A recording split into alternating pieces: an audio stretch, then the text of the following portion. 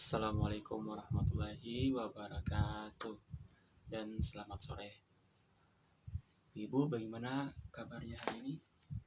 Alhamdulillah baik-baik. Uh, Terima kasih atas kesempatan yang diberikan kepada saya. Juga terima kasih kepada ibu-ibu yang sudah menyempatkan dirinya untuk hadir di kegiatan pertemuan peningkatan kemampuan keluarga ini. Jadi kegiatan ini saya ulangi, sering saya mengatakan bahwa kegiatan ini merupakan kegiatan yang wajib yang dilakukan oleh KPM PKH. Jadi pada modul yang kedua ini kita akan belajar mengenai pengelolaan keuangan dan perencanaan usaha.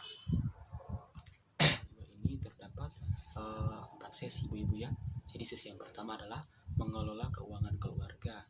Kemudian yang kedua, cermat meminjam dan menabung. Kemudian yang ketiga, cerdas memanfaatkan layanan bank. Kemudian 4, memulai usaha. Nah, kemudian yang akan kita bahas pada pertemuan kali ini adalah sesi yang pertama, yaitu mengelola keuangan keluarga. Jadi ibu, mengelola keuangan keluarga itu merupakan suatu keterampilan dasar yang perlu dimiliki oleh setiap rumah tangga. Nah, terutama rumah tangga miskin. Jadi umumnya masalah keuangan kita adalah lebih besarnya pengeluaran dibanding dengan pemasukan, serta tidak teraturnya jumlah dan waktu pemasukan. Kemudian, pengelolaan keuangan membantu kita lebih terampil mengatur prioritas penggunaan uang agar pengeluaran bisa seimbang dengan pemasukan, sehingga kebutuhan keluarga bisa terpenuhi. Adapun tujuan dari pembahasan mengenai keuangan ini yaitu adalah yang pertama, kita mampu mengidentifikasi sumber pemasukan dan pengeluaran keluarga serta menghitung rata-rata jumlah pemasukan kemudian pengeluaran per bulannya. Kemudian kita mampu menentukan prioritas pengeluaran dan menuliskannya dalam anggaran keuangan keluarga. Kemudian tujuan yang ketiga adalah kita mampu memahami cara mengendalikan pengeluaran sesuai dengan anggaran yang telah dibuat sehingga kebutuhan keluarga dapat terpenuhi. Jadi fokus kita pada sesi kali ini yaitu kita akan belajar mengelola keuangan keluarga supaya kita bisa mengerti bagaimana membuat pengeluaran yang seimbang dengan pemasukan. Jadi ibu-ibu, dalam sesi kali ini saya akan sedikit menyampaikan beberapa pesan. Pesan yang pertama adalah terkait mengenai program Bansos Rastra atau Beras Sejahtera. Ya, kemudian sekarang telah berubah menjadi namanya BPNT, Bantuan Pangan Non Tunai. Nah, di mana KPM dibukakan rekening tabungan dan mendapatkan KKS. KKS itu adalah kartu keluarga sejahtera. Jadi kartu ini adalah sebagai kartu debitnya. Nah, di lokasi-lokasi yang belum ada BPNT, program Rastra masih berjalan.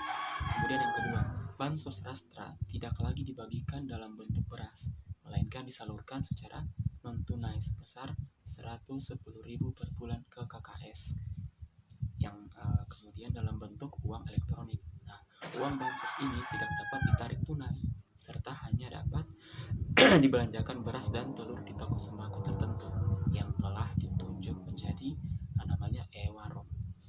Berbeda dengan uang elektronik berbasis kartu yang penggunaannya umumnya dengan cara mentap, jadi menempelkan kartu pada alat bayar. Jadi KPM harus memasukkan PIN untuk menembus beras dan telur menggunakan kartu yang tadi itu, yaitu kartu KKS. Nah, kemudian yang ketiga, semua KPM PKH seyogianya adalah KPM BPNT. Namun ya banyak yang terjadi di lapangan bahwa tidak seluruh KPM PKH seyogianya, tidak seluruh KPM PKH menerima BPNT. Jadi bagi KPM PKH yang menerima BPNT, ada yang menerima satu KKS untuk kedua program dan ada yang menerima 2 KKS. Nah, 1 KKS untuk tiap program. Nah, kedua KKS ini ada yang berasal dari bank yang sama. ada pula yang berasal dari dua bank yang berbeda. Jadi pendamping sebaiknya jadi kami sebagai pendamping sebaiknya kami akan mengecek dulu bank mana yang menyalurkan PKH dan PPNT di lokasi masing-masing. Kemudian perlu kita pahami bahwa masing-masing orang itu berbeda. Jadi kebutuhan dan keinginan tergantung pada situasi dan kondisi masing-masing. Adapun kebutuhan seseorang belum tentu merupakan kebutuhan bagi orang lain. Contohnya, sepatu merupakan kebutuhan bagi anak sekolah yang tidak memiliki sepatu. Namun, merupakan keinginan bagi seseorang, merupakan keinginan bagi seorang ibu yang sudah memiliki beberapa pasang sepatu.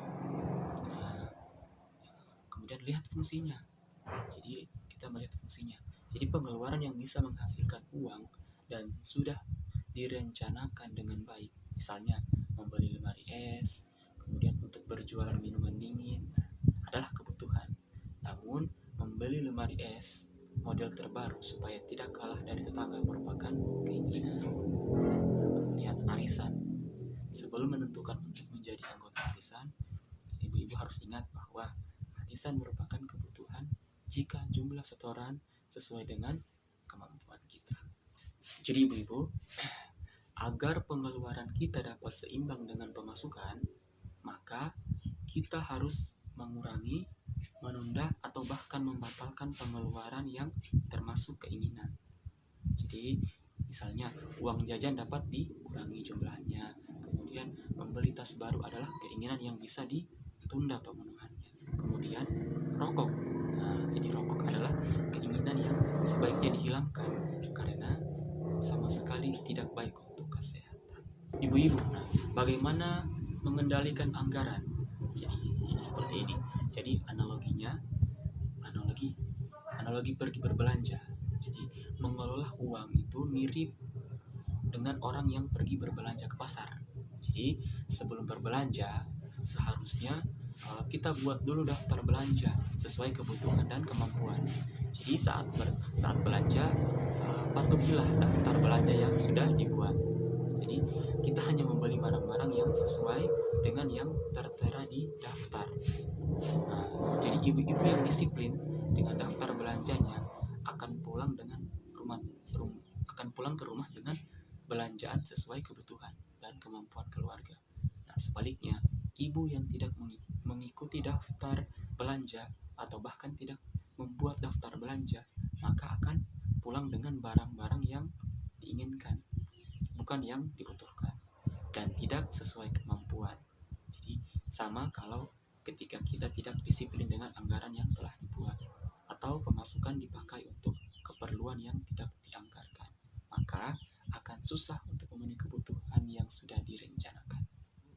Mungkin terkait dengan materi hari ini mungkin kita cukupkan sampai di sini. Insya Allah nanti kita akan bertemu di pertemuan yang berikutnya nanti lagi. Demikian mungkin apa yang dapat pendamping sampaikan. Kurang dan lebihnya saya mohon maaf dan saya akhiri. Assalamualaikum warahmatullahi wabarakatuh.